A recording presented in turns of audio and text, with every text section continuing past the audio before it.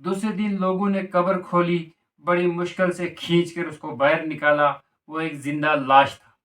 वो किसी से कुछ नहीं बोला, अशारों से घर जाने को कहा। बिस्मिल्लाहिर्रहमानिर्रहीम, अल्हम्दुलिल्लाहि रब्बिल आलमीन, अस्सलातु वस्सलामु अला रसूलिहिन नबिय्यिल करीम। अस्सलामु अलैकुम वरहमतुल्लाहि वबरकातुहू।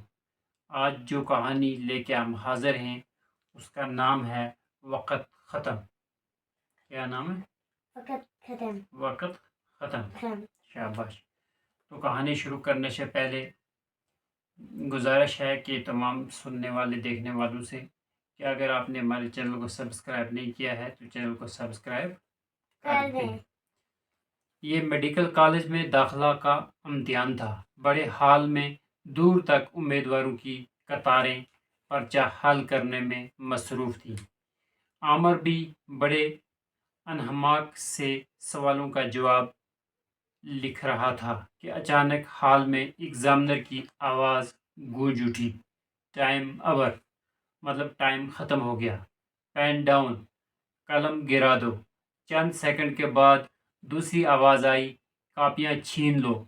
वो हक्का बक्का रह गया। अभी उसके 2 सवाल बाकी थे जिनसे वो मुकाबला में कामयाब हो सकता था।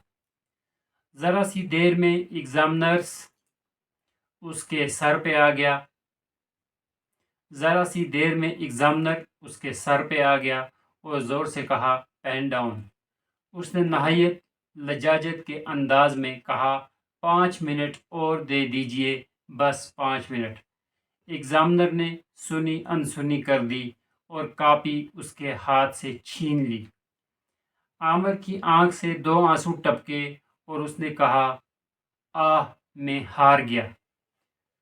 सुनते हैं एक बादशाह ने कब्र का हाल मालूम करने के लिए ऐलान किया कि जो शख्स एक रात कब्र में गुजार कर ये बताए कि क्या हाल हुआ, उसको 1 लाख रुपया इनाम मिलेगा। एक बखील ने सोचा, ये तो लखपति बन जाने का सुनहरा मौका है। एक रात में क्या होता है देखा जाएगा।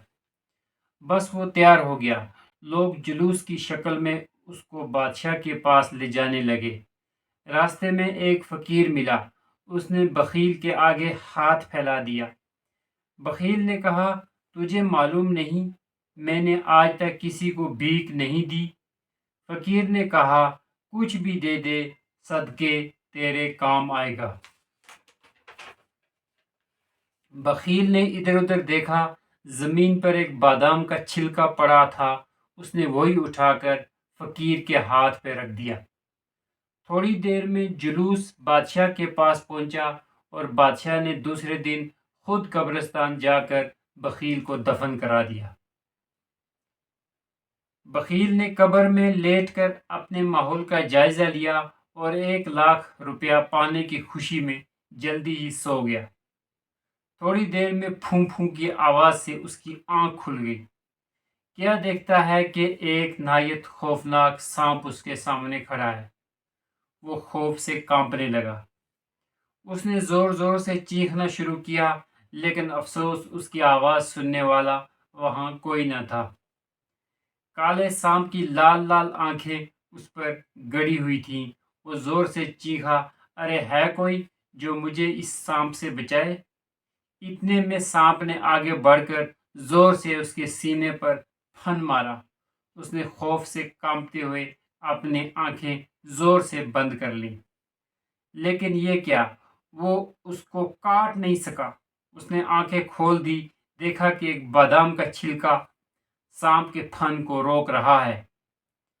सांप पीछे हटा और घूमकर दाहिनी तरफ डसने के लिए आया।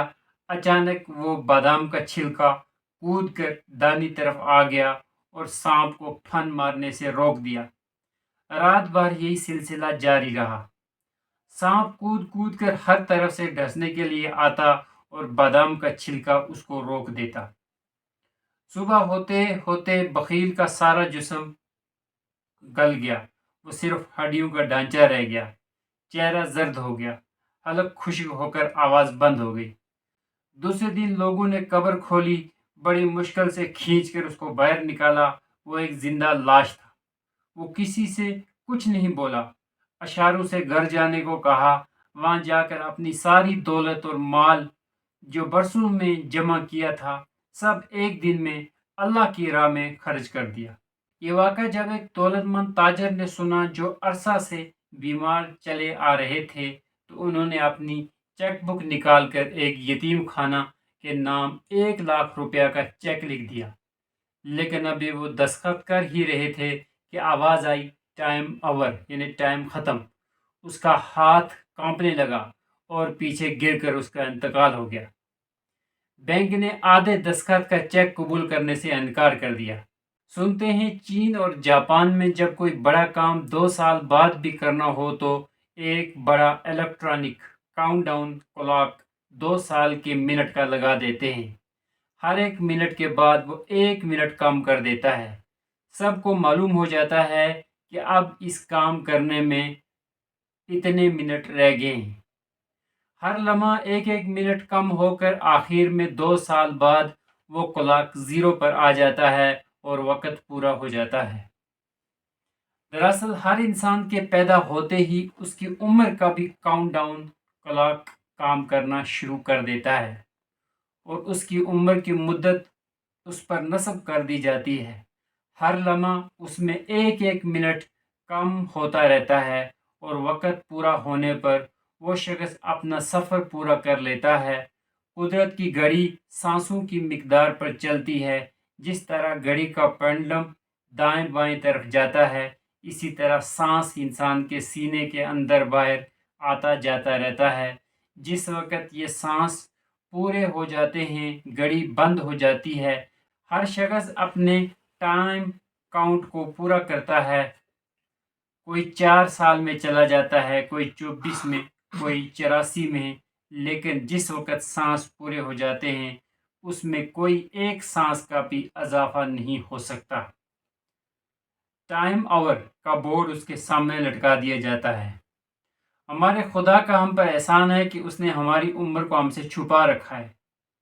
اس میں یہ راز چھپا ہوا ہے کہ ہم کو ہر وقت واپس جانے کے لیے تیار رہنا چاہیے اور اپنے اعمال کا محاسبہ کرتے رہنا چاہیے کہ اگر وہاں آج ہی چلے گئے تو کیا حساب دیں گے۔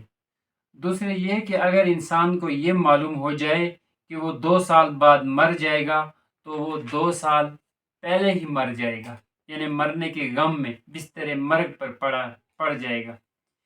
اسی لیے یہ کہا گیا ہے کہ اگر صبح کر لو تو شام کا انتظار مت کرو، اگر شام کر لو تو صبح پر اعتماد مت کرو۔ ایک مسلمان رات کو سوتے وقت اللہ تعالیٰ سے دعا کرتا رہے کہ اے میرے رب، میں نے اپنی کمر زمین پر رکھ دی، اگر تو نے اس رات میں مجھے بلا لیا تو میرے گناہوں کو بخش دے، اور اگر میں صبح کو زندہ اٹھا تو نے ایک دن کی زندگی اور عطا فرما دی تو اس کی حفاظت فرما اور نیک اعمال کرنے کی توفیق عطا فرما۔ بھلا اس سے بھی عمدہ کوئی دعا ہو سکتی ہے؟ اور یہ ایک نیک مسلمان کی روز کی دعا ہے۔ ہم کو بھی ٹائم اوور کی آواز آنے سے پہلے اچھے نمبر کما لینے چاہیے تاکہ آخرت کے امتحان میں پاس ہو جائیں۔ سبحانک اللہم و بحمدک و اشہد ان لا الہ الا انت استغفرک و اتوب الیک۔ سبحان ربک رب العزت عما یصفون وسلام علی المرسلین والحمد للہ رب العالمین۔